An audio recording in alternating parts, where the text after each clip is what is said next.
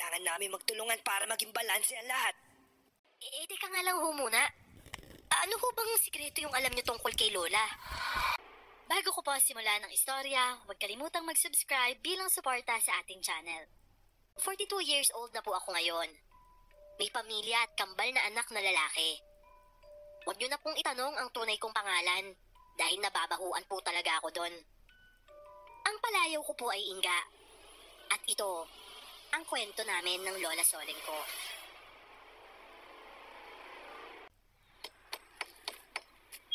Hoy, Ariston! Yung lolo mo pinakawalan mo na naman. Ba't ba hindi ka niya kasama, ha? Bakit na naman ba, Dominga? Che, Dominga ka dyan. Kala mo ikinaganda ng pangalan mo yan? Puntahan mo na nga lang yung lolo mo dun sa pwesto namin. Dahil para na namang babaeng manok na putak ng putak eh. Ano? Bakit siya nandun? Ang sabi niya, magpapagupit lang daw siya. Ewan ko sa'yo. Naniniwala ka pa talaga sa lolo mo sa lagay na yan? Ewan ko din sa'yo. Diyan ka na nga, Dominga. Halos umusok ang ilong ko habang tinitingnan ko ng masama si Aris. Mabilis siyang naglakad noon papunta sa palengke. Ako naman ay sumunod na din agad. Nagbubunga nga pa din si Lolo Munding nang abutan namin sila sa pwesto ni Lola. Hindi na din yata nakapagtimpi si Lola dahil sinasabayan niya na din ang pagbubunga nga ng matandang lalaki. Ay sus! Ang sabihin mo, wala ka na namang magawa sa buhay mo. Kaya pinipeste mo na naman itong tindahan ko. Lumayas-layas ka nga dito, Manong. Kanina wala namang langaw. Nung dumating ka, ayan at dumami na. Ang baho kasi ng bunganga mong matanda ka. Aba! Sinong mabahong pagkatao at hanap buhay? Ako ba? Itong mga paninda mo pa lang, umaalingasaw na. Tapos nagtataka ka pa kung bakit maraming langaw. Pwes, ang mga insektong yan, nagpupunta sa lugar na maraming dumi at mabaho. Kaya naman pala. Ayan at nakikita kong namamahay na sa bunganga mo. Sa bunganga ko sila namamahay dahil mabaho daw dito sa lugar mo. Di ang ibig mo palang sabihin nagpapakup-kup ka dyan sa bunganga mo. Aba, ano bang akala nila dyan? Puwet! Lola naman, pagkain po ang tinitinda natin. Bakit ba kayo nakikipag-away ng ganyan kay Lolo Munding? Huwag ka na magtaka sa lola mo, Dominga. Hindi talaga sensitibo yan sa mga bagay-bagay. Gawain niya yan Lo, ano na naman ba kasing ginagawa niyo dito? Sabi niyo magpapagupit lang kayo. Magpapagupit? Bakit? May magbabago ba sa ugali niyan kapag nagpagupit siya? Mangmang ka! Ang pagpapagupit sa mukha may binabago, hindi sa ugali. Ay, ganun pala. Nako, wag mo nang pahirapan ng mga barbero. Kahit mag-magic pa sila, hindi na mababago yung kulubot at pangit mong mukha. Kumpara naman sa mukha mong parang bruha. Tingnan mo nga yung buhok mo. Kung hindi mukhang itlogan ng ibon abay mukhang pangkiskis ng puwet ng kaldero. Ano ang tawag doon na ba? Ano? Parang steel wool ba? Yon! Mukhang steel wool! Hoy, Ariston, talagang nakikisali ka pa ha?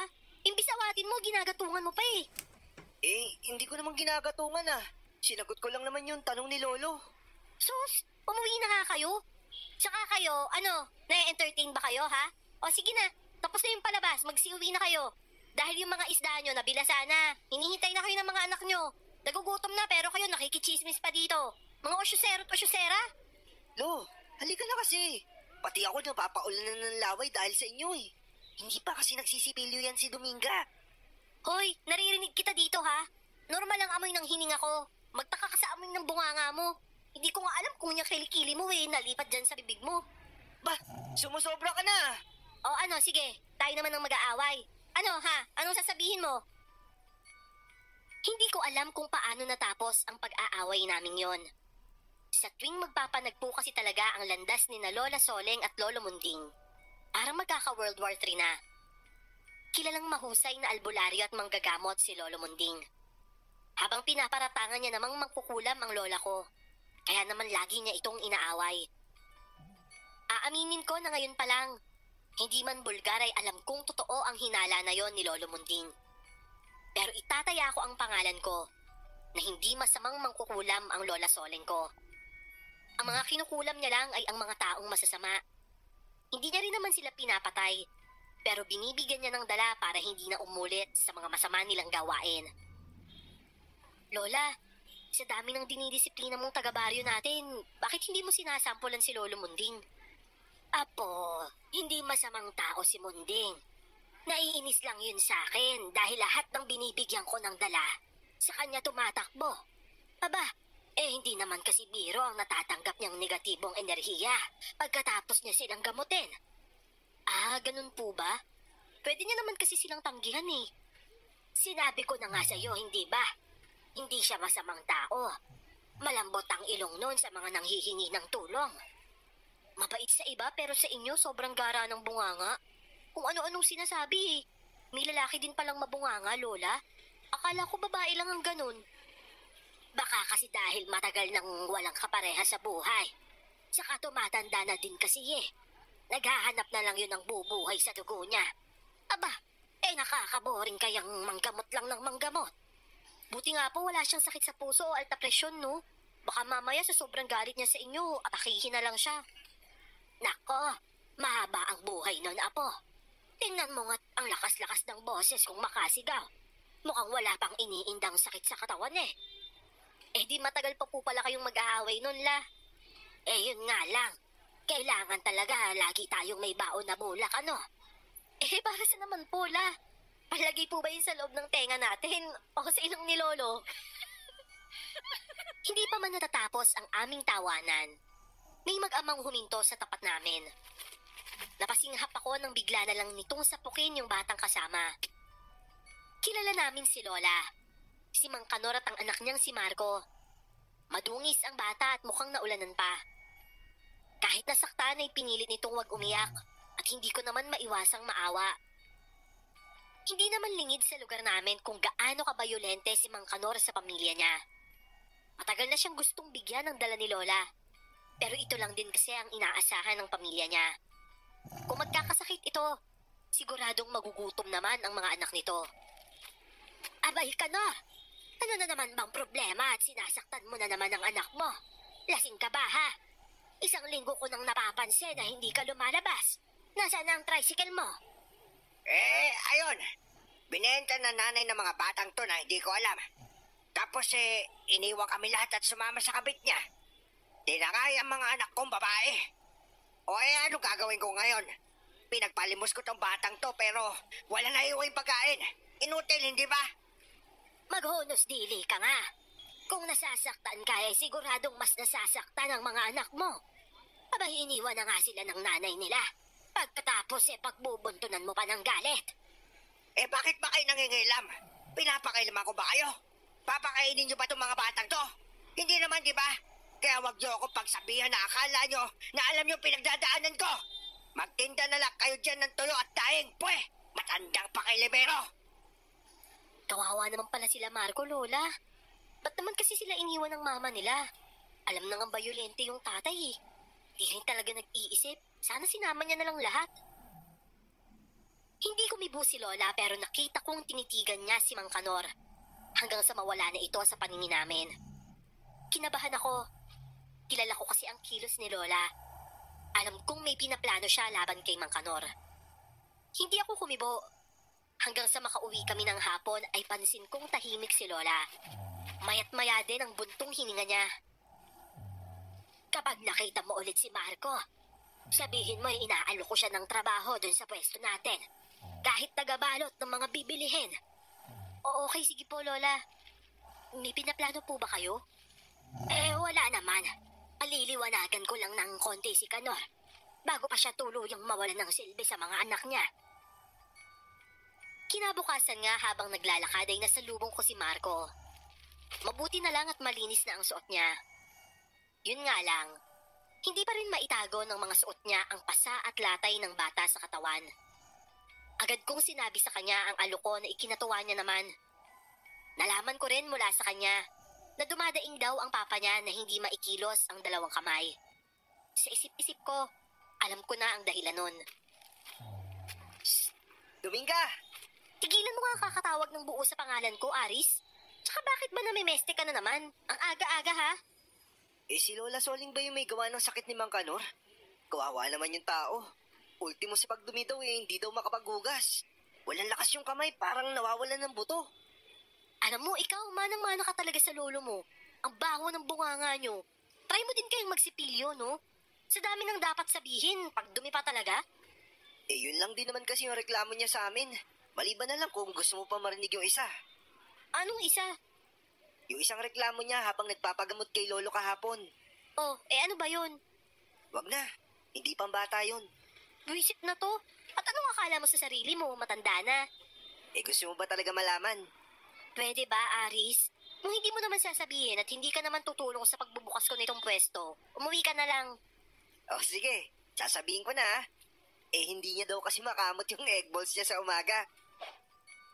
Yung haba ng tungkod na hawak ko ng umagang yon, talagang nahampas ko kay Ariston. Pero magaling siyang umilag kaya nauwi pa kami sa habulan. Sakto namang yon ang inabutang eksena ni Lola Soleng sa pwesto.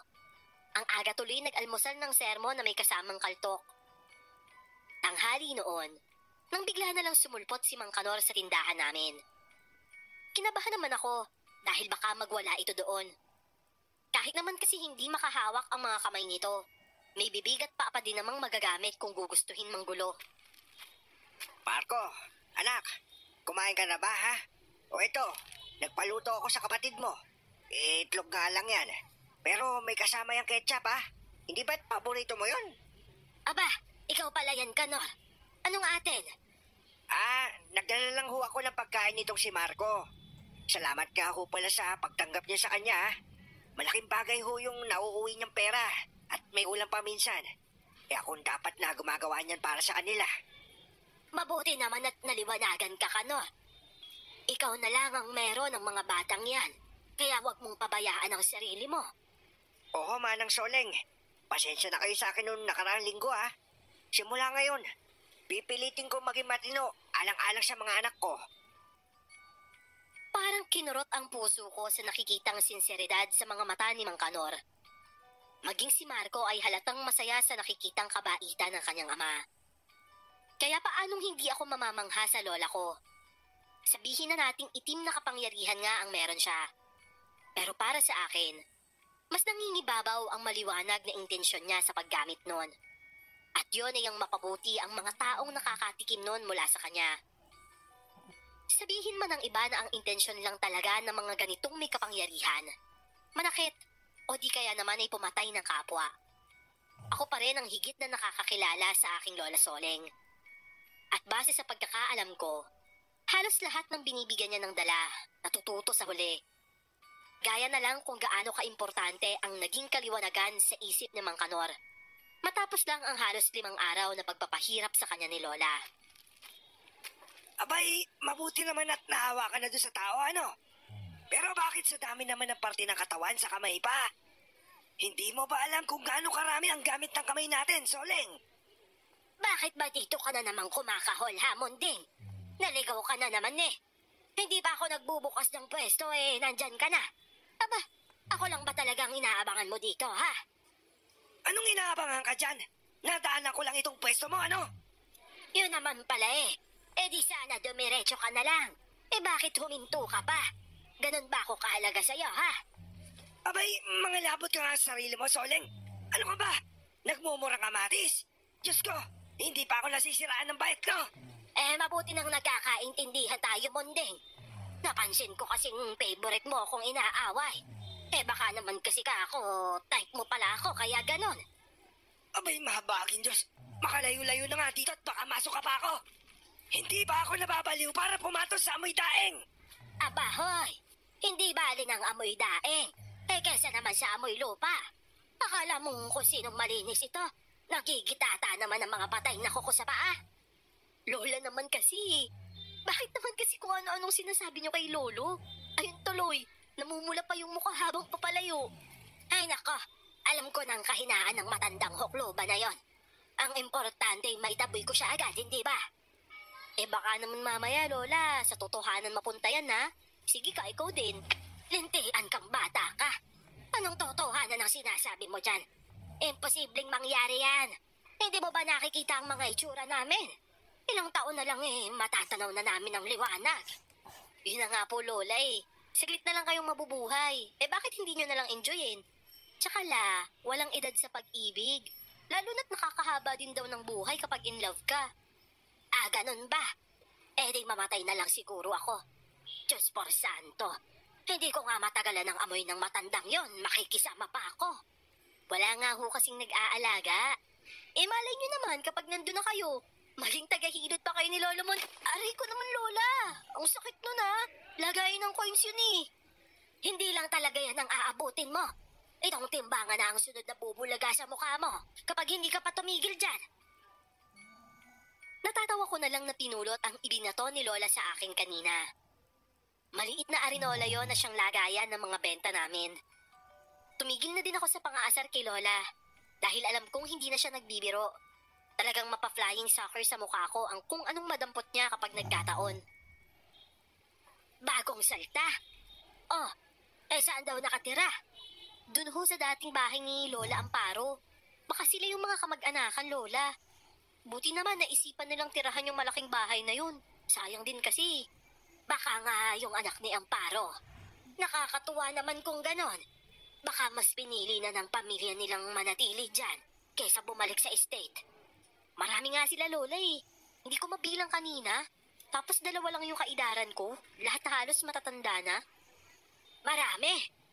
Paanong marami? Iisa lang naman ang anak ni Amparo. Oh, basta ho marami, Lola. Siguro mga 15 katao sila. Ang dami nilang bumaba sa van kanina eh. Talaga? Hindi yun ang anak ni Amparo. Baka binenta na nila yan. At yung mga sinasabi mo ang nakabili. Posible din ho. Tsaka alam mo ba, La? Pakiramdam ko ang wiwirdo nila. Paano ba naman parang mga robot nung bumaba sa sasakyan? Parang iisa yung kilos. Tapos mga nakashade silang lahat. Siguro mayayaman yung mga yun. Lola? La? Lola Soleng? Ano kung nangyayari at natulala kayo dyan? Wala naman. May naisip lang ako. Siya, sige na. Buksan mo na ang mga yan ng mahanginan at maarawan sa labas. Ayan at nagmomoist ang daing. Hanggang sa tuluyang na-divert sa pagtatrabaho ang atensyon ko. Pero kung gaano kabilis kong iwinaksi sa isip ang bagong saltang pamilya sa aming baryo. Yun naman pala ang simula ng pagmamanman ni Lola sa kanila. Ewan ko ba kay Lola Soleng? Parang naging panata niya na yatang panatilihing ligtas ang aming baryo. Masyado siyang praning sa mga bagay-bagay. Kada may darating kasing bagong salta doon, kikilalanin niya muna ang mga ito mula sa malayo. Pagkatapos, kalaunan ay lalapit na siya at makikipagkwentuhan. Inga, nakita mo ba yung bagong chick sa malaking bahay? Ang kinis tapos sa puti ng balat. Anong maputi? Baka maputlang ibig mong sabihin. Tingnan mo nga at parang mga may allergy sa araw. Ayaw lumabas ng bahay nila. Siguro inaalagaan lang yung kutis nila. Palibhasa ikaw, wala kang pakialam kahit masunog ka pa sa araw. Ano namang paki mo, Ariston? Lumayo-layo ka na nga dito at baka hindi kita matansya dyan. Masaksakan ko ng tuyo yung bunganga mo. Alis na talaga ako. Doon muna ako sa tapat ng bahay ni Kinis Ganda. Baka sakaling mapansin ako nun, tsaka mangitian eh. Ay naku, kadiri ka talaga, Ariston.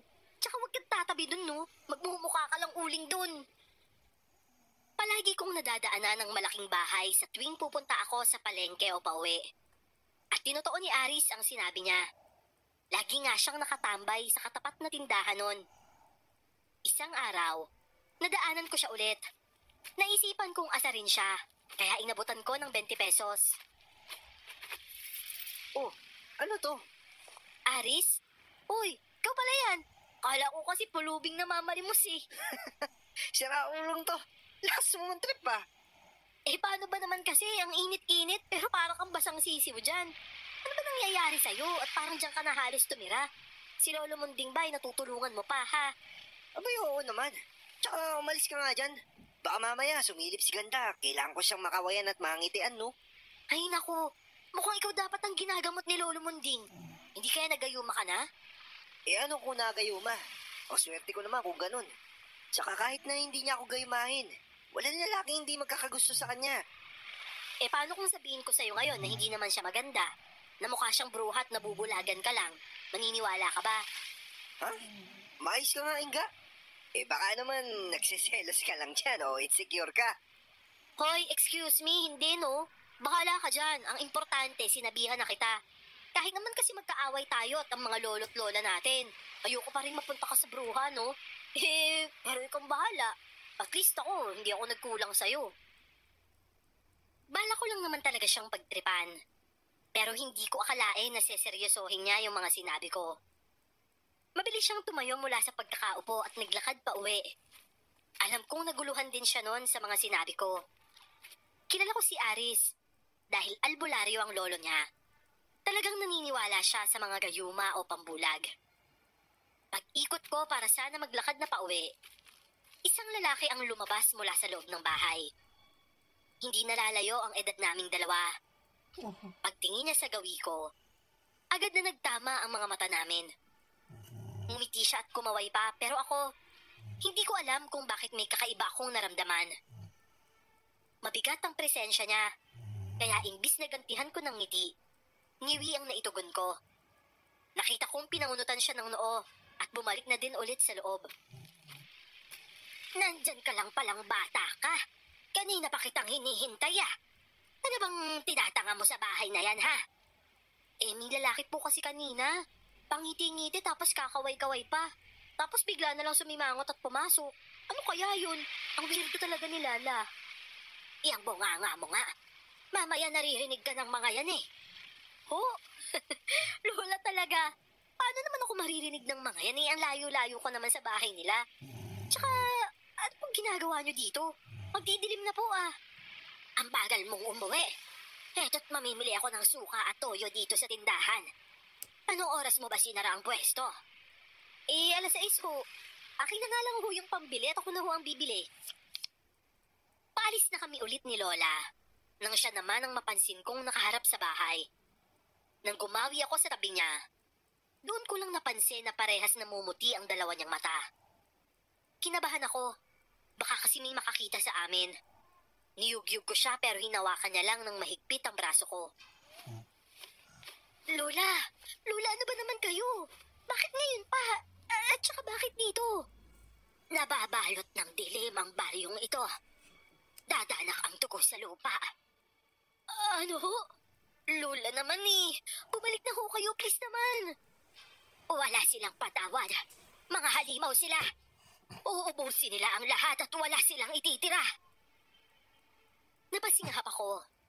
Nang mula sa kung saan ay natanaw ko ang paparating na bulto ni Ariston at Lolo Munding. Napakagatlabi na lang ako. Pakiramdam ko maiihi ako na madudumi sa kaba. Sinubukan ko pang yugyugin ulit si Lola, pero mas umigpit lang ang hawak niya sa braso ko. Oh, anong nangyayari dyan sa lola mo? Bakit parang bilas ang isda ang mata niyan? Lolo, tulungan niyo na lang po ako, please. Mababalot ng dilim ang baryong ito. Dadanak ang dugo sa lupa. Ayon! Naligaw na naman pala sa ibang dimensyon. Hoy! Soleng! Soleng! Akala mo yata wala ka sa kalsada, ano? Matanda ka na nga talaga. Nag-uulyanin ka na. Nakita kong sinampal ng ilang beses ni Lolo Munding si Lola. Pero wala yung nagawa para bumalik sa ayos si Lola. Nangunot na lang ang noo ko nang mapansin kong pangisi-ngisi lang si Lolo. Hindi naman yun kalakasan, pero napansin kong natutuwa siya sa ginagawa niya. Lolo naman eh, hindi nyo naman yata ginigising si Lola. Parang inaabuso nyo lang yung kawalan niya ng malay. Sige ho kayo, isusumbong ko kayo mamaya. Ikaw naman oh. Tamang ilala ka palagi. Oh, eto na. Magigising na yan oh. Mariin lang na pinisil ni Lolo Munding ang hinliliit ni Lola. Wala pang isang segundo, bumalik na ito ulit sa normal. Sakalang nanghina ang lola ko at muntik pa siyang matumba. Mabuti na lang ay mabilis siyang naalalaya ni Lola Munding. Umuwi na tayo, Inga. Halika na. Lola, ayaw niyo po bang maupo muna? Para na kayong babag sa kanina eh. Ayun putlang-putla pa kayo. Soleng, hindi ka man lang ba magpapasalamat? Mabuti na lang pala at lumabas kami nitong apo ko. Paano kung hindi? Abay, amoy buro ka na nga mabuburo ka pa sa mundong hindi ka naman nabibilang. Ay, nako. Hindi ka ba pwedeng magsalita ng hindi ka nangungutya? Akala mo nababanat yung balat mo sa pamumuna sa akin, ano? Siya'y salamat. May utang akong isa sa yung damuho ka. Pero kung inaakala mo na hindi ko naramdaman, Yung pasimple mong sampal kanina. Abay, maghintay ka lang. At hindi lang mag-asawa ang sampal ang kapalit niyan. Sasamahan ko pa yan ng kerida. Halika na nga, Inga. Yung niluluto ko baka nasusunog na. Pigil na pigil ko noon ang tawang nais ko mawala sa bunganga ko. Iba kasing magbunganga si Lola Soleng. Parang Armalite ang bibig, pero madiin ang mga salita. Kaya maiintindihan mo talaga ang sinasabi niya. Nang tingnan ko ang maglolo, maging si Aris ay pigil din ang tawa.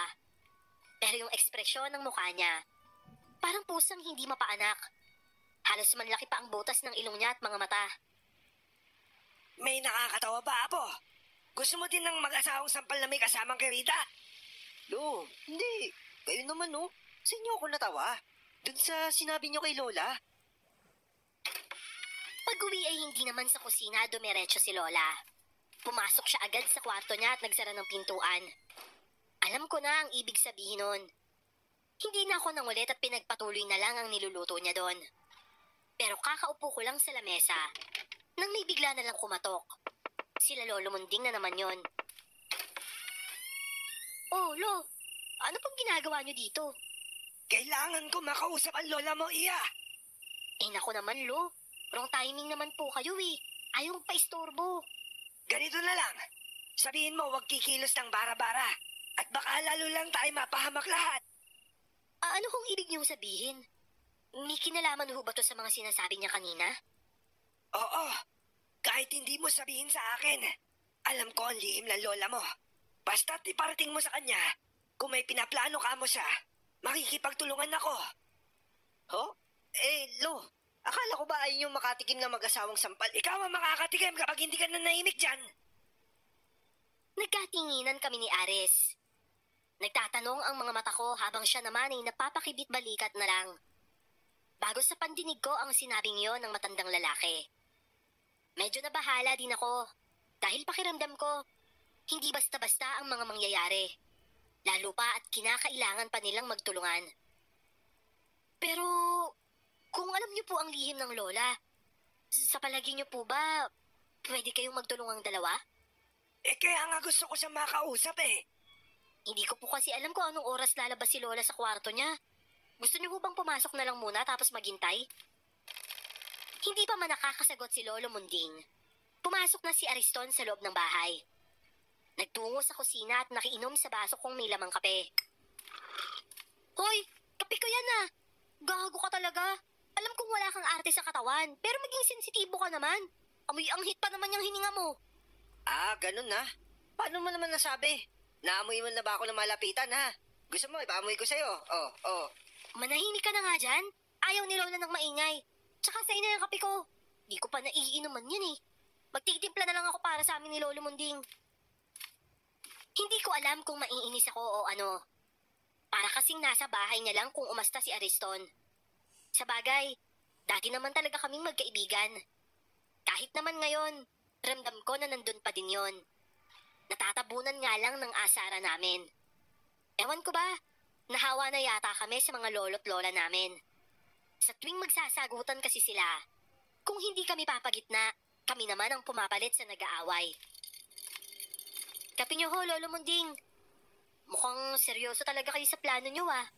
Hindi ko alam kasi kung makukumbisi ko ang lola mo, Inga. Kailangan namin magtulungan para maging balanse ang lahat. Baka kasi mapasobra siya. Imbis makabuti makasama pa lalo. Alam mo, Lolo, duda din ako dyan sa binabalak mo eh. Ako nga, hindi ko yan makausap kapag... teka nga lang ho muna. Ano ho bang sikreto yung alam niyo tungkol kay Lola? Matagal ko nang alaman tungkol doon. Ayos lang yan. Hindi mo na kailangan maglihim pa sa akin. Nangunot ang noo ko. Bigla akong kinabahan at nagduda. Paano pala kung hinuhuli lang nila ako? Nang tingnan ko ulit si Lolo, kakaibang ngisi ang nakita ko sa mukha niya. Gayon din si Ariston nang lingunin ko siya. Ang nakakakilabot pa, may napansin akong kakaiba. Ang alam ko kasi ay may nunal si Aris sa kanang tenga niya. Maliit lang yon pero madali namang makita. Pero ng mga sandaling yon, wala akong nakita sa tenga ng Ariston na nasa loob ng bahay namin. Kumabog ng malakas ang dibdib ko. Parahan akong tumayo at pilit na kumilos ng normal. Nagtungo ako sa kusina at mula doon ay kinuha ko ang lalagyan namin ng asin. Saktong may manggang hilaw sa kusina at nagbalat ako nun kunwari. Maya-maya pa, napapitlag na lang ako nang maramdaman ng presensya sa likuran ko. Namalayan ko na lang na sinisinghot na pala ni Ariston ang buhok ko. Sinadya kong may asin ang kamay ko nang humarap ako sa kanya at pigilan siya sa braso. Aris! Ano ba? Inga, bitawan mo ang kamay ko. Inga? Hindi mo naman ako tinatawag sa palayong ko dati ah. Bitawan mo ang apo ko, Inga! Lumayas kayo sa pamamahay namin kung ayaw niyong sabuyan ko kayo nitong asin! Alam ko hindi kayo... Aray! Ang kamay ko! Ito sa'yo! Naunahan mo ko ngayon. Pero sa susunod, sisiguraduhin ko masisimot ang dugo mong babae ka! Sinasabi ko sa'yo, lawag pa para-para ang kilos mong lintik ka! Nakapasok na tayo! Nabulilyaso pa! Halika na! Lola! Lola Soling! Lola, nandito po sila! Kumalma ka nga, Inga. Gumana ang pang-akit ko. Napapasok mo sila sa bahay natin. Ano ho? Ibig niyo sabihin, alam niyo? Tama na ang katatanong. Akin na ang basong pinag-inuman nila ng mga kape. Grabe naman kayo, Lola. Ginawa niyo talaga akong pain nang wala akong kamalay-malay. Bakit? Kapag sinabi ko ba sa'yo, magiging natural pa ang kilos mo. Nararamdaman nila kapag nagpapanggap lang ang kaharap nila. Mahusay ang ginawa mo, Apo. Hindi ako nagkamali na pagkatiwalaan ang kakayahan mo. Ngayon, ako na ang may hawak ng alas laban sa kanila. Grabe naman yun, La. Muntik na akong mabalian ng braso. Mahirap talagang tanggapin na pinapabayaan niyo ko eh. Ikaw naman, nagtatampo ka ba sa akin, ha? Kung hindi ko gagawin yun, paano ka matututong lumaban sa mga ganyang nilalang kapag wala na ako?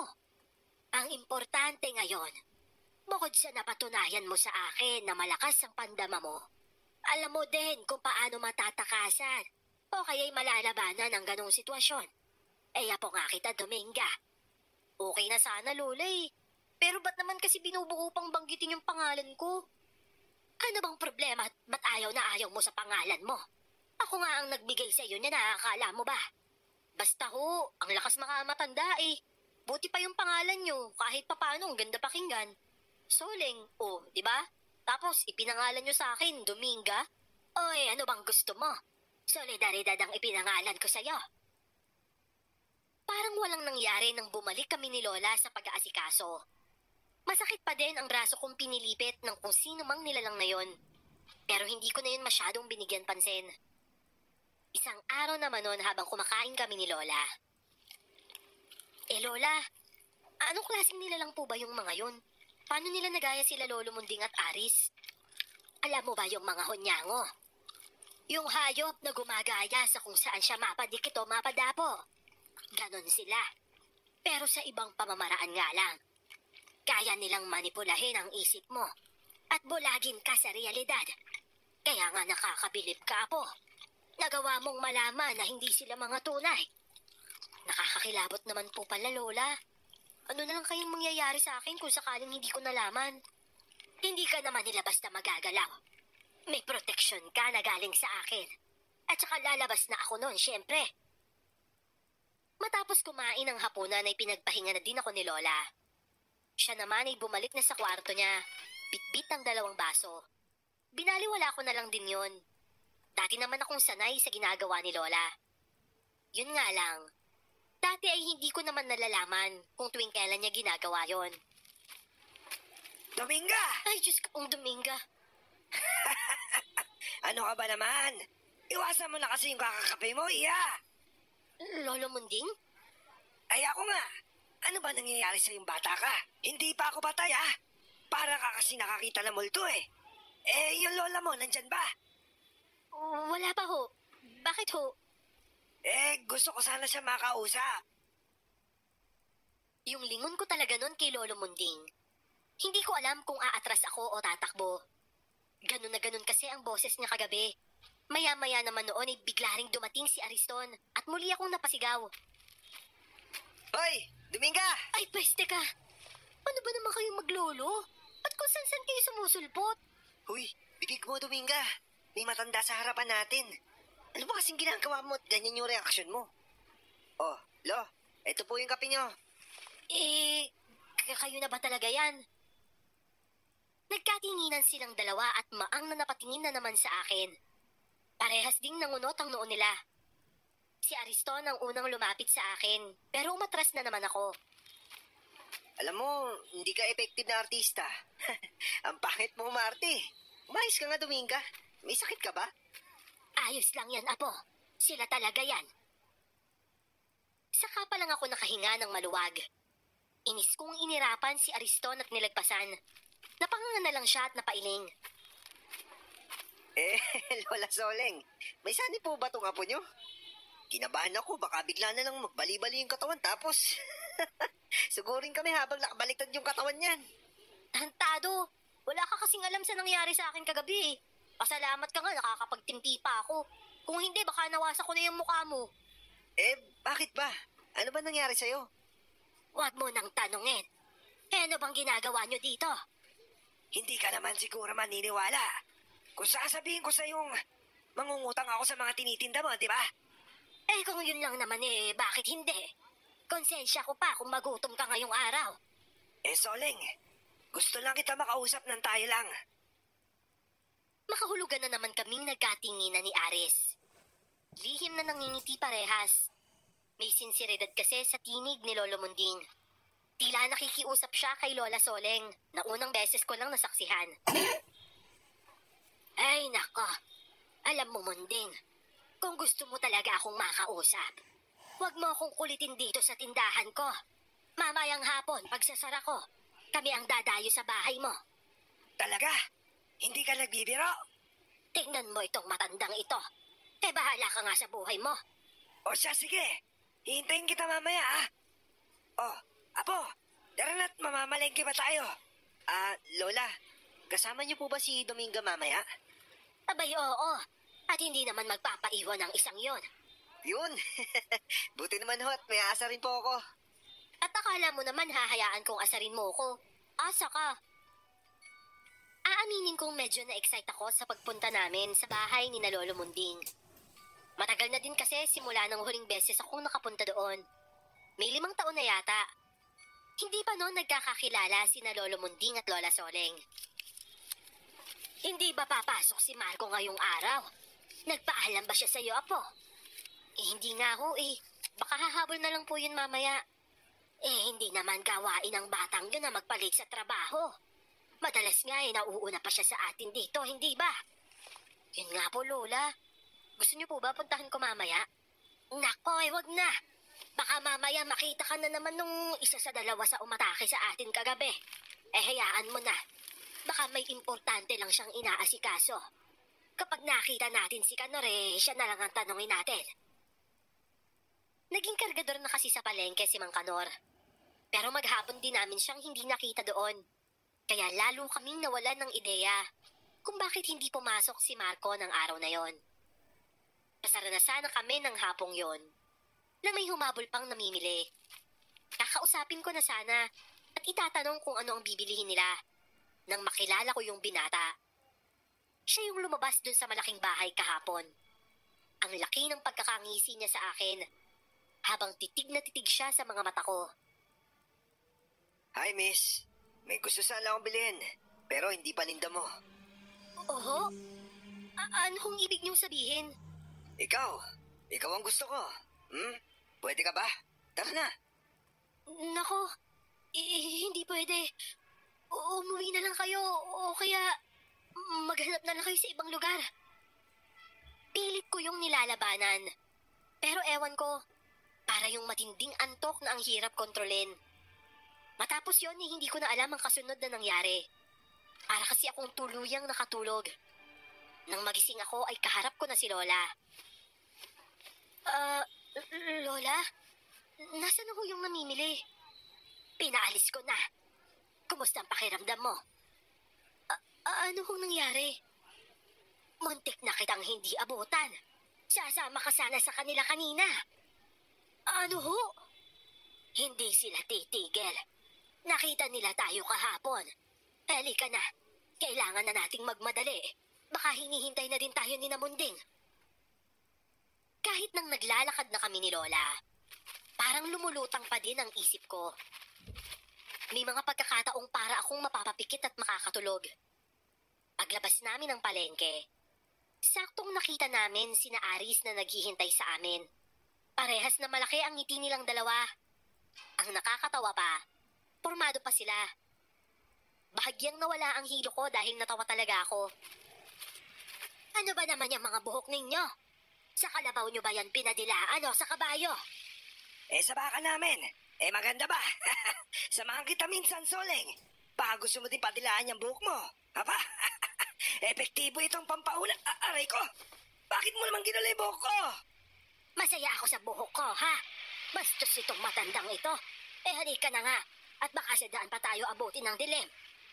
Lo, mauna na po kayo ni Lola. Mabuti pa'y alalayan mo ang batang yan, Aris. At baka yan ay nanghihina pa. Halata nga po namumutla din. Dominga, ayos ka lang ba? Mas magiging ayos ako kung Inga lang yung itatawag mo sa akin. Malumanay lang ang naging paglalakad namin. Hindi ako kumikibo dahil wala talaga ako sa mood. Mabuti at tahimik naman kaming lahat kahit nang marating na namin ang bahay ni na Lolo Munding. Sa labas pa lang, langhap ko na ang amoy ng latik ng niyog. Alam mo na ba ang balita, Soleng? Huwag ka nang pabitin na matanda ka. Diretsuhin mo na yung sinasabi mo. Aba, bakit naman ang init ng ulo mo? Imposible namang may dumadalaw pa rin sa buwan-buwan. Linti ka talaga. Uuwi na nga lang kami. Sorry na. Tungkol dun sa sinasabi ko, hindi ba trabahador mo yung batang si Marco? Kaninang umaga, pumarito si Kanor. Hinahanap niya yung anak niya. Minsan kasi, inuutusan ko yung mamili ng pandesal. Pero hindi nga kako nagawi dito. Pupunta nga din sana yun sa pwesto nyo galing naman kami doon. At wala din kako yung batang yun doon. Nasan daw ho si Marco? Nakita na po ba? Wala pa nga daw Hindi ko alam kung naghahanap pa si Kanor ngayon. Lumapit na po ba siya sa barangay? Oo, pero wala pa naman daw kasing 24 oras. Saka, kilalang gala yung batang yun, hindi ba? Pero iba ang duda ko dito. Hindi na po gala si Marco, Lolo. Dahil may trabaho na siya sa amin Nagagala lang naman yun noon dahil naghahanap ng pera. Abay, wag kang basta magbitaw ng espekulasyon mo, Munding. Baka may makarinig sa'yo. Alam mo, Soleng, iba talaga. Yung matanda nagpagamot kanina sa akin dahil nalalabo daw yung paningin. Nararamdaman ko sa kanya ang presensya ni Marco. Ikaw ba yung bumulag sa matandang yon, Soleng? Kung totoo man ang sinasabi mo, marahil ay nahuli na ako, Munding. Kung bukod sa nangangamatay na ang ilang alagaing hayop dito sa atin, may bata pang madadamay. Siguradong hindi ko sila mapapatawad. Lo, hindi niyo naman ginamot yung matandang yung kanina, di ba? Isa siyang bagong salta dito sa atin. Doon din yung nakatira sa malaking bahay, di ba? Hindi. Mahirap gamutin na parehong negatibong enerhiya. Pero kahit kaya ko, hindi ko pa rin yung gagawin. Dahil alam kong dapat lang sa kanila yon. Kayong dalawa, pwede bang iwanan niyo muna kami nitong si Munding? Lumayo lang kayo pero huwag kayong lalabas. May kailangan lang kaming pag-usapan. Sige ho, Lola. Basta't ligtas naman kayo dito, Lola, di ba? Aba, iya. Hindi ba dapat ako yung sinasabihan mo mag-ingat dito sa lola mo? Kayang-kaya nyo na ho yan, Lolo Munding. Konting lambing lang naman, Dominga. Ito na nga ho, Lola. Lalayo na po. Maging ako ay napakamot na lang sa batok. Ang totoo ay naghahalo ang pag-aalala at tuwa sa puso ko ng sandaling yon. Mas lamang nga lang ang pag-aalala, kaya nang kami na lang ni Ariston, tahimik pa din ako. Hindi ako sanay na ganyan ka, Dominga. Inaalala mo ba si Marco? Oo naman, masipag at mabait ang batang yun Sana talaga nagala lang siya, no? Dasal ko din yan simula nang malaman ko nawawala siya. Talaga ba? Marunong kang magdasal? Hoy, ano ba akala mo sa akin? Papangasar lang ako, no? Pero marunong ako magdasal. Ikaw ba? Lalo na si Lola Soleng, nagdadasal ba siya? Oh, ba't naman siya nadamay dito? Hindi ko naman dinamay si Lolo Munding Huy, nagdadasal si Lolo Munding, no? Namamanata din yan tuwing 9 ng Enero. Pero sa bagay, ang akala naman talaga ng mga tao sa kapangyarihan ng mga albularyo, manggagamot, galing sa Diyos eh. Aba, parang may laman niya sinasabi mo ah. Ano pinupunto mo? Hindi mo na ako kailangan pakinggan, Aris. Paniniwala ko yun.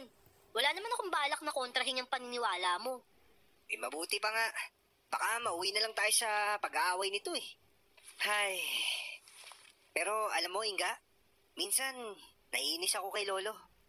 Normal lang naman yan. Ganyan din ako minsan kay Lola eh. Siyempre, matatanda na sila. Makukulit na din talaga. Hindi yun eh. Naiinis ako kasi kahit ganyan si Lolo. Alam mo ba na suportado niya si Lola Soling sa mga ginagawa niyang pagkukulam? Anong sabi mo? Alam mo yung tungkol kay Lola? Matagal na, no? Si Lolo mismo yung nagsabi sa akin. Si Lolo lang naman yung dahilan kaya karamihan sa kinukulam ni Lola tumitino. Tapos kinabukasan naawayin niya si Lola. O diba? Parang nakakaloko lang. Minsan kasi naisip ko, baka inaasar niya lang talaga si Lola para mapansin siya. Totoo ba yung sinasabi mo, Aris? Pero bakit naman susuportahan ni Lolo si Lola? Di ba bawal yun? Hindi naman yung suporta na lalabagin niya mismo yung sinumpaan niyang gawain. Gagamutin niya pa din. Pero, papayuhan niya na humingi ng tawad. O di kaya naman, mababago para umepekto sa pagpapagaling niya sa kanila. Ayun, di ba? Effective naman kasi sinusunod siya ng mga tao. Hindi ba't ganun din yung layunin ni Lola? Napatang mo na lang ako at hindi na nakapagsalita pa. Bigla akong na-guilty. Naalala ko na minsan kong sinabihan si Lola na kulamin na lang din si Lolo Munding dahil lagi naman siyang pinag-iinitan. Hindi ko naman sukat akalain. Nasa likod pala noon ay nakasuporta din ito sa layunin ni Lola. Nang sandaling yon, nasiguro ko na din. Hindi sa hindi kilala ni Lolo ang nangkulam. Sadyang hindi niya lang nagagawang ilaglag si Lola sa mga naging pasyente niya. Dahil kung oo, bakit ni minsan ay walang bumalik na kulam kay Lola Soleng? Inga! Inga, gising na! Inga! Uy, nahanap na daw si Marco. Oh, talaga? Nasaan daw siya? Hindi ko nga rin alam eh. Magulo yung kwento nung nakausap ko. Nagmamadali kasi punta sa Pilapil. Nandun daw si Marco. Ganun ba? Nandun pa din daw ba? Oo yata. Naku, baka kung napano na yun ah. Tara, puntahan natin. Sinalulot Lola, nasan ba? Maaga nagpunta sa bahay niyo. Hindi ka na pinagising ni Lola. Siya, tara na. Baka kailangan ng tulong ni Marco. Panay pa ang kuskus ko sa mga mata ko noon. Habang lakad-takbo kami ni Aris. Malayo pa lang kami ay natanaw na namin ang kumpulan ng mga tao sa Pilapil na malapit sa palaisdaan. Hindi ko alam kung bakit, pero parang may magkakasunod na bumomba sa dibdib ko. Parang hindi normal ang ganun karaming tao. Alam mo, Aris, mabuti pa magpatawag ka na ng ambulansya sa barangay. Para kung nadisgrasya man si Marco, madala na agad natin sa ospital. Oo, mabilis lang yun.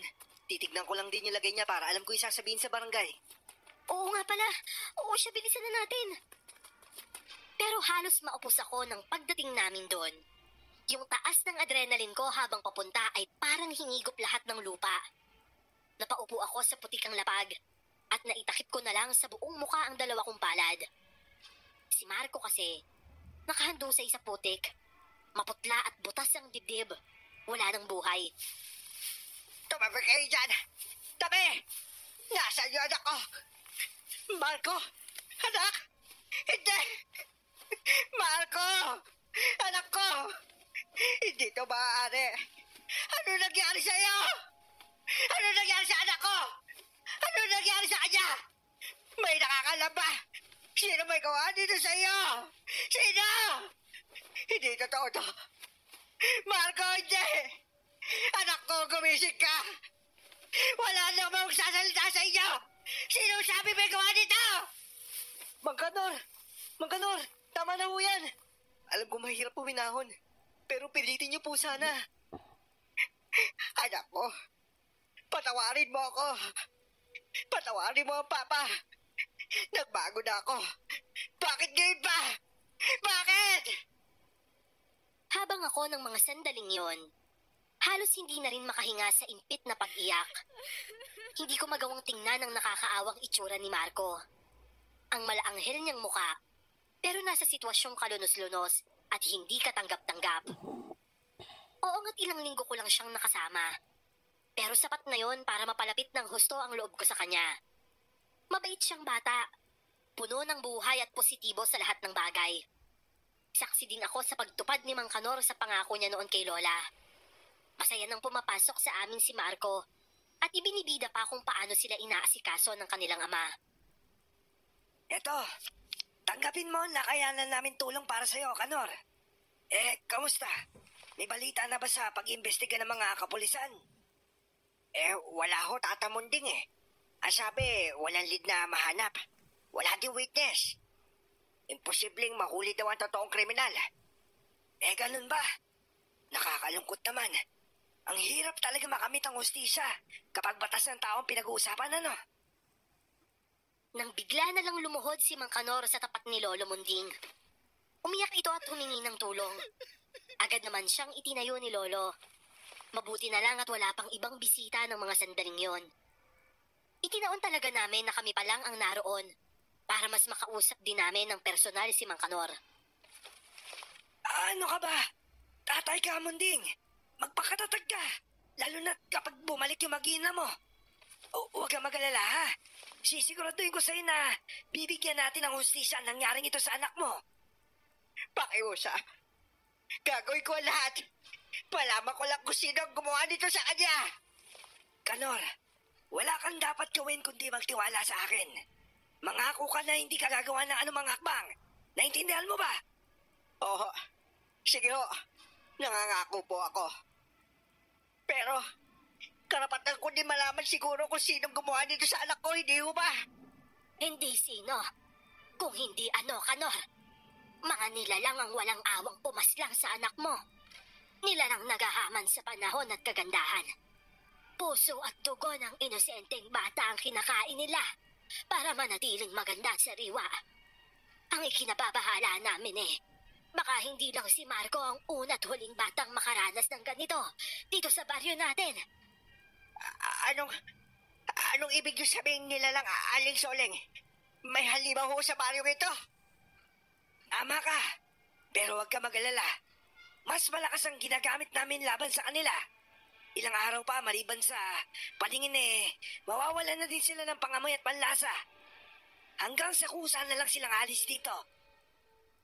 Yun ba yung mga bagong salta ho yung tinutukoy niyo? Walang kumibo sa dalawang matanda. Agad namang nagpuyos ang dibdib ni Mang Kanor. Sabunot niya ang buhok habang nagpapalakad-lakad sa harap namin. Ako naman ang mga sandaling yon. Nakatanaw lang sa nakadisplay na larawan ni Marco sa ibabaw ng kabaong nito. Tulo pa din ng tulo ang luha ko noon. Hindi ko alam kung bakit hindi ko makontrol. Hindi ko sila mapapatawad. Wala kapatawaran ang ginawa nila. Huwag kang kikilos nang hindi sumasangguni sa amin, Kanor. Nagtiwala ako sa iyo. Sana ay ganun din ang gawin mo para sa amin. Kami na ang bahala dito. At asikasuhin mo na lang ang pamilya mo. Higit kailanman ay ngayon kanila lubos ang kailangan. Maayos namang nailibing si Marco. Hindi ko na din nakitang ganun kamiserable si Mang Kanor. Sa isip ko noon, baka tiwala na din siyang mabibigyan ng hustisya ang kanyang anak balang araw. Maraming salamat po sa inyo, Aling Soleng, Tatang Kanor. Baka iuwi ko na lang po muna ulit yung pamilya ko sa probinsya na asawa ko. Nagkasundo naman ho kami at doon na kami magsisimula. Abay, mabuti yan, Munding. Paano naman yung bahay at lupa mo? Ibebenta mo na ba? Oo, may buyer na po ako nakausap. Sapat na yung halaga para makapagsimula. Masaya ako at sinunod mo ang payo namin. Hindi kita bibiguin, Kanor. Isang tipid ng ngiti ang naging sagot niya kay Lola bago tumango. Matapos ang usapan, nauna na din kaming umalis noon sa sementeryo. Nang lingunin kong muli si Mang Kanor, nahuli ko siyang seryosong nakatingin sa amin habang papalayo kami. Medyo nabahala ako. Hindi ko maipaliwanag, pero parang nakita ko pa sa mga mata niya ang matinding galit na kinikimkim. Ano po bang kinakabahala mo? 1 linggo na simula nang umalis sila, Mang Kanor. Sigurado akong tahimik na yun sa probinsya nila ngayon. O talaga Tigil-tigilan mo na nga yung kakaisip mo ng hindi maganda. Naalala ko lang kasi, tumata kasi sa isip ko yung kakaibang tingin niya eh. Ganun talaga eh. Galit at sakit ang iniwan niya dito sa lugar na to. Kahit sino naman magulang yata eh. Kami muna ni Aris ang pansamantalang nagbubukas ng pwesto namin ni Lola sa palengke. Kami din ang nagtitinda maghapon. Busy kasi si Lolo't Lola at hindi naman nila inilihim sa amin ang pagiging abala nila sa pag-oorasyon at pagpapadala ng sakit sa dayong pamilyang nanggugulo sa aming komunidad. Lola, bakit hindi na lang yung matinding sakit ang ibinigay niyo sa mga halimaw na yun? Ayan oh, isang bata na naman ang naging biktima. May isa sa pamilya nila ang malakas at nalalabanan ng pinapadala kong sakit. Pasensya ka na, Apo. Medyo mahina na kasi ang lola mo. Malalakas ang kalaban namin. Kung ibubuhos kong lahat natatakot akong maiiwan na kitang mag-isa. Ano? Hindi la! Wag! Lola, sorry po talaga. Patawarin niyo po ako, hindi ko po sinasadya. Nadala lang po ako sa bugso ng damdamin ko. Tahan na, Apo ko. Nauunawaan ko. Maging ako ganyan ang nararamdaman ngayon. Pakiramdam ko binibigo ko na din si Kanor sa pangako ko hustisya para sa kanyang anak. Hanggang ngayon kasi wala pa rin lumalapit ni isa sa pamilyang dayo para makipagkasundo sa akin. Huwag ka mag-alala, Iha. Ginagawa namin ng lola mo ang makakaya namin. Marami sila at malakas. Hindi yung basta-basta. Lalo na gusto namin matapos ito ng hindi nalalaman ng kababaryo natin. Ayaw namin mataranta sila at mabahala. Nauunawaan ko na ho. Patawad po ulit, Lola. Mag-iingat po kayo, ha. Ayoko pang mawala ka. Hindi ko po talaga kakayanin. Ikaw din po, Lo, ha. Tamang enerhiya lang ang ilabas mo araw-araw. Huwag kayong papasobra. Talaga, Apo. Sa edad ko namang ito, inaasahan mo pa bang makakarami pa ako? Lolo talaga, oh. Parang may laman na naman yung banat mo, ah. Aba, ikaw lang naman nag-iisip na masama, eh. Marumi kasi ang utak mo. Bakit kaya hindi mo gamitan ng chlorine, Apo, para pumuti? Kung pwede kong alang ho talagang labahan to, Lo, baka ginawa ko na, eh. Hindi talaga pwedeng tumagal na malungkot ang usapan kapag kasama namin ng maglolo. Kahit nagluluksa ka, mapapatawa ka talaga sa simple nilang asaran. Katwiran kasi ni Lolo Munding. Malapit na daw sa dapit hapon ng buhay niya. Kaya ang gusto niya nalang gawin, sa kabila ng napakaraming dagok sa buhay, sumaya na lang at tumawa. Ano? Si Mang Kanor Kamo bumalik? Bakit daw? At saka teka, nasaan si Lola? Nandun sa malaking bahay. Kinakausap nga si Mang Kanor para kumalme. Teka muna. Susunod ka ba? Naku, wag na Inga. Masyadong brutal yung makikita mo dun. Wala akong pakialam, Ariston. Kailangan kong makita si Mang Kanor. Sinabi ko na sa'yo, di ba? Pero magagalit si Lola kapag pumunta ka dun. Hayaan mo na siya. Ilipas din yun. Ano ba kasing nangyari? Pinagpapatay ni Mang Kanor yung buong pamilya ng mga dayo. Doon ako napahinto sa paglalakad at muling napaharap kay Ariston. Hindi ako makapaniwala. Sa dami ng pamilyang yon, tapos mga halimaw pa. Paanong magagawa ni Mang Kanor na ubusin ang mga yun lahat? Siya lang daw ba mag-isa, Aris? Oo eh. Nakapagtataka nga na ubus niya lahat yun. May sinasabi siyang pagmamay-ari niya daw yun. Mutya yata na saging yun eh. Ewan ko, hindi ko rin maunawaan. Dumating kami sa malaking bahay na wala pang mga pulis, kaya dire-diretso kaming nakapasok sa loob. Sa hagdanan paakyat sa ikalawang palapag, inabutan namin si Mang Kanor, habang kausap ni na Lola at Lolo Munding. Nakaupo lang ito doon. Tahimik na nakikinig pero mababasa sa mukha ang kakontentuhan. Ni walang pagsisising makikita sa mga mata niya. Hindi ba't sinabi kong huwag kang pupunta dito, Inga? Nandito na po ako, Lola. Mamaya niyo na po ako sabunin. Please naman. Saan ka pupunta? Inga, huwag kang umakyat dyan. Nagbingi-bingihan ako at dumiretso pa rin sa taas. Sa hagdan pa lang ay may mga dugo na nagkalat. Habang umaakyat, isang bulto ang unti-unti ko ring natatanaw. Hanggang sa tuluyan na yung tumambad sa akin. Napasinghap ako at halos bumaliktad na ang sikmura. Paano ba naman? Magkakapatong sa iisang lugar ang mga katawan na walang buhay. Ang siste ay wala ding ulo ang mga ito dahil ginawa yung display ni Mang Kanor paikot sa mismong mga katawan. Eh sinasabi ko na sa'yo na huwag ka pumunta dito eh. Tigas ang ulo mo. Hindi ako lalaban. Okay na ako. Okay na ang anak ko at nakamit niya na ang hustisya niya. Hindi ko to pinagsisisihan. Hindi. Mas marami pang buhay ang niligtas ko. Kung alam niyo lang siguro, hindi niyo ako magagawang pusasan at ikulong. Mga mangmang kasi kayo. Ayaw niyo idilat ang mga mata niyo para malaman niyo ang totoo. Bago tuluyang sumama sa mobile ng mga pulis, may binigay pa siyang contact number ng pamilya niya sa amin. Ipabatid daw sana namin na tapos na ang misyon niyang pagbibigay hustisya para sa kanilang anak. Ano ba itong ginawa mo, Mang Kanor? Imbis na nananahimik ka dun eh. Paano ng pamilya mo niyan? Maayos na ang buhay nila doon. Binigay ko na lahat ng pera ko sa asawa ko. Nakapagsimula na sila na maayos na buhay. Sinayang mo yung buhay mo sa mga walang kwentang nilalang na yan eh. Mas sayang yung buhay ng mga batang uunti-untiin nila. Masaya ako makakatulong sa dalawang matanda.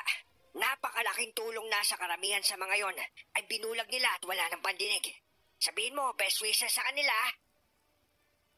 Ang lapad pa ng ngiti ni Mang Kanor habang papasakay sa mobil. Kasunod nun ay narinig ko naman ang malakas na buntong hininga ni Ariston sa tenga ko. Akala ko itong bagong saltang pamilya lang dito yung weirdo. Mas malala pa pala si Mang Kanor. Ano kayang ginawa niya? Paano niya nakayang sigmurain yung ginawa niyang yun? Hindi ko siya pinapansin. Obvious naman kasi na gusto niya lang kuhain ang atensyon ko. Sa dami ng nangyari, kung hindi lang siguro matibay ang dibdib ko, baka nabaliw na din ako. Akala ko pa naman para sa atin yung best wishes na sinasabi niya. Manahimik ka na nga lang, Aris. Paano mo pa nagagawang magbiro sa sitwasyon ngayon, ha? Hindi naman ako nagbibiro. Masarap talagang masabihan ng best wishes tapos tayong dalawa. Ewan ko sa'yo, i-best wishes mo yung mukha mo. Nakakabilib ka naman. Ni konting amor wala akong makita dyan sa mukha mo. Bakit? Normal ba sa'yo yung ganitong eksena? Eh bakit? Anong gusto mo? Umiyak tayo tapos magluksa. Kahit hindi naman sana ganun. Basta ilugar mo lang yung pagpapatawa mo. Minsan kasi wala na sa lugar eh.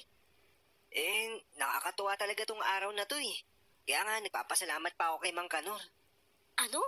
Nababaliw ka na talaga, Aris, no? Ilang katol ba yung nasinghot mo? Eh bakit ba? Hindi ba dapat lang na mag-celebrate tayo dahil tapos na yung lihim na pakikipagdigmaan ng lolo't lola natin?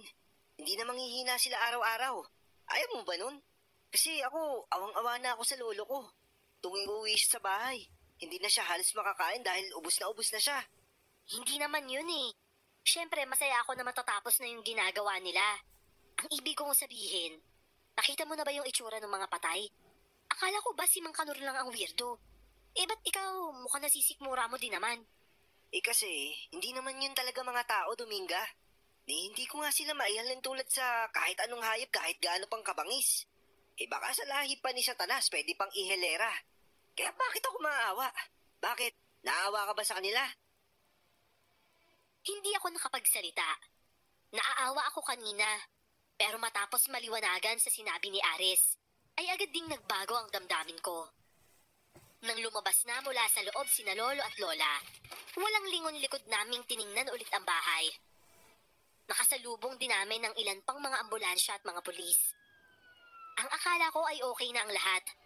Natapos na dahil napatay na lahat ni Mang Kanor ang pamilya ng mga aswang na yon. Pero ang hindi namin inasahang lahat ay ang resback ng pinuno nila.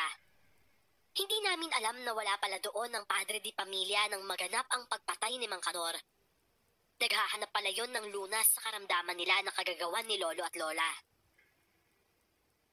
Ano? Nasan sila? Imposible namang basta na lang sila umalis. Ano yun? Nagtahanan sila? Dominga, may nakapagsabi kasi na sinundo ko daw sila kanina at dinala ko sa kung saan. Eh di ba, mula pa na umaga magkasama na tayo dito sa pwesto nyo? Hindi pwede to, Aris. Posible ba? Oo, nangyari na nga eh. Baka may hindi napatay si Mang Kanor sa mga halimaw na yun. Kaya tayo yung binabalikan ngayon. Isara na natin to. Sigurado akong nandun lang sila sa dating bahay ng mga hayop na yun. Dominga, kumalma ka muna. Kailangan natin magplano. Ano pang plano ang sinasabi mo dyan? Wala na tayong oras. Kung naduduwag kang sumugod, maiwan ka na lang dyan. Kailangan ko iligtas ang lola ko. Hindi na kumibo si Aris noon pero sumunod siya sa akin. Umuwi muna ako sa bahay para kumuha ng ilan sa mga pangontra. Lalo na yung tubig na inorasyonan niya at hinaluan ng kung ano-anong aromatiko. Paglabas ko ay halos matawa naman ako sa itsura ni Aris. Pinigilan ko na lang. Nagmukha kasi siyang katutubo.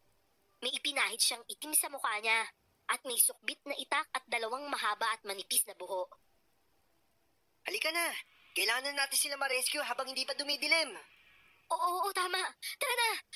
Pero sigurado ka ba, hindi ka mahihirapan sa mga bitbit mo? Hindi.